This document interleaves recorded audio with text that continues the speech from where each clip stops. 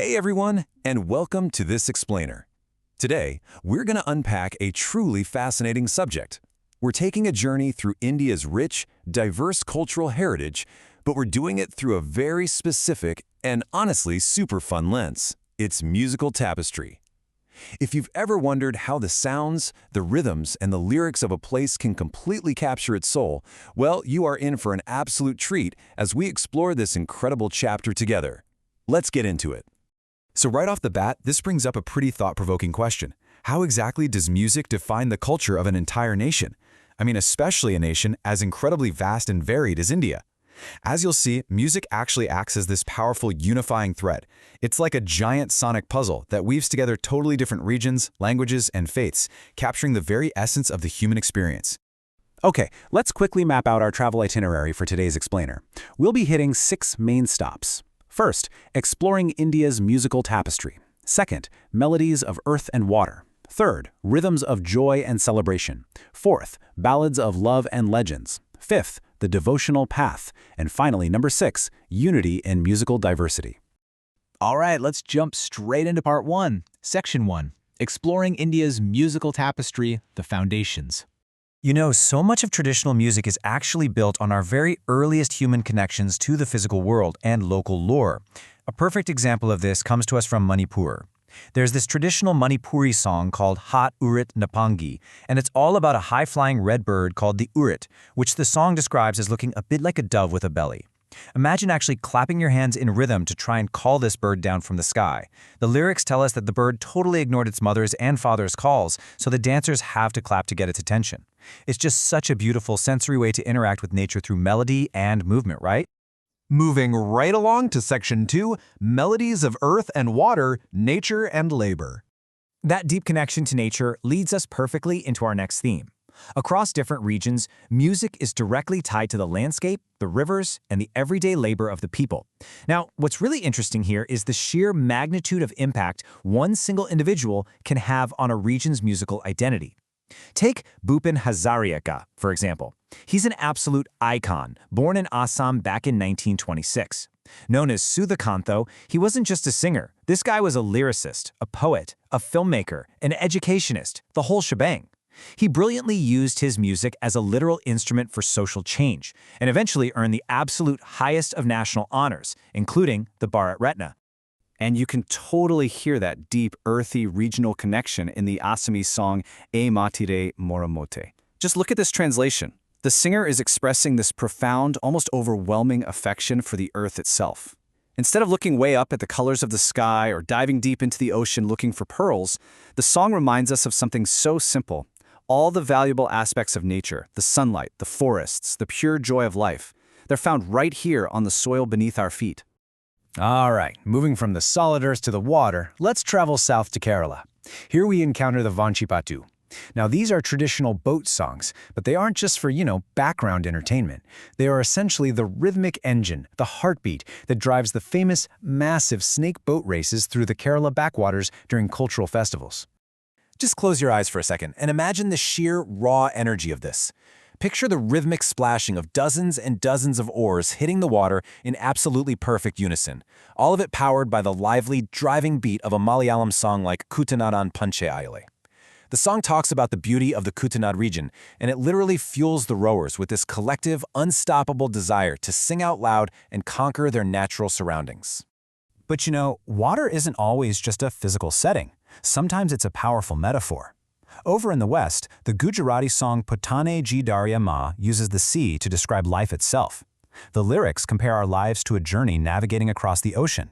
The boatman represents direction and purpose, and those pearls we're seeking, they represent the valuable moments and treasures we gain through our lived experiences.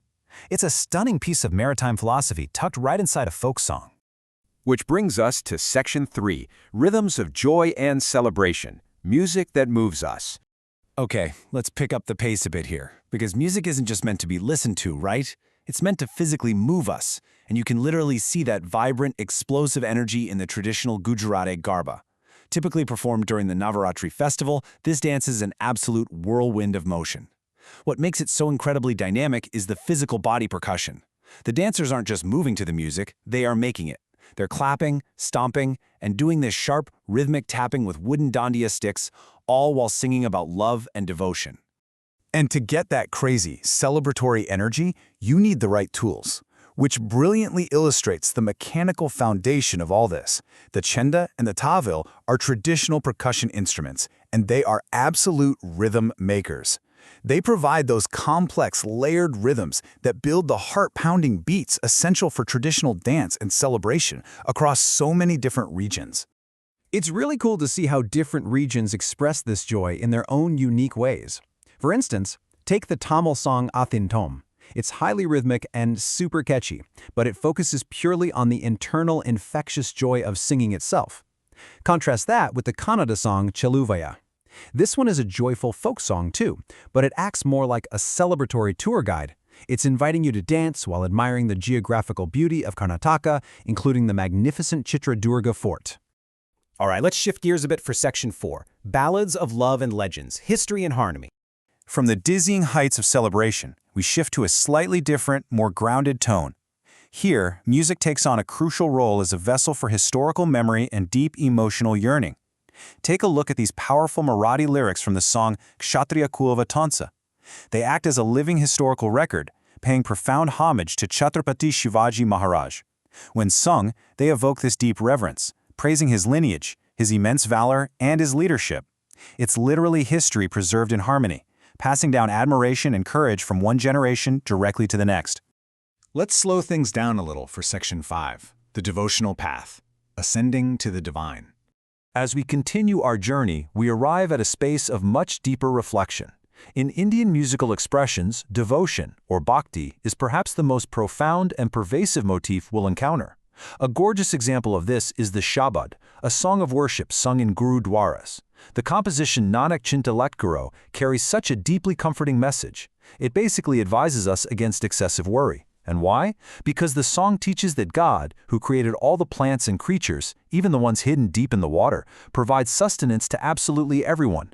It's a beautiful musical reminder to have faith and trust that the divine will is taking care of all creatures according to the laws of nature. But devotion in this music is also deeply tied to how we treat one another on a daily basis.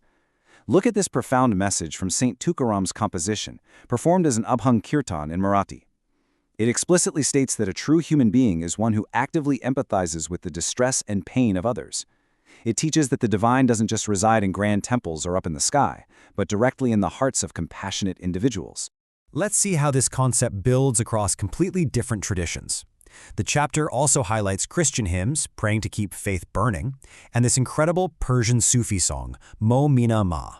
Based on a poem from the Masnavi by the legendary poet Rumi, it beautifully declares that the faithful are one soul. It just goes to show how seamlessly Islamic poetry and Christian devotion are woven right alongside Hindu and Sikh traditions in this vast, shared musical landscape. And finally, Section 6, Unity in Musical Diversity, the unifying thread. After traveling through all these different regions, languages, and themes, what's the big, overarching lesson we take away from this explainer? Well, the absolutely crucial point is this. Despite the vast differences in geography, from the winding rivers of Kerala to the rich soils of Assam, and despite the myriad of different languages and religions, there is one major unifying thread. Bhakti, or devotion, stands out as the primary motif. Whether it's devotion to the earth itself, to a historic legend, to compassion for your fellow humans, or to the divine, that shared emotional depth is what truly unifies India's incredible musical diversity into one breathtaking tapestry. And that leaves us with something pretty important to think about long after this explainer ends. Music is a carrier of culture, of history, and of morality. So I have a question for you. What values does the traditional music of your own heritage pass down to you? What hidden stories are just waiting to be found in the songs your ancestors sang? Thank you so much for joining me on this journey today. And remember, keep listening closely to the melodies around you. See you next time.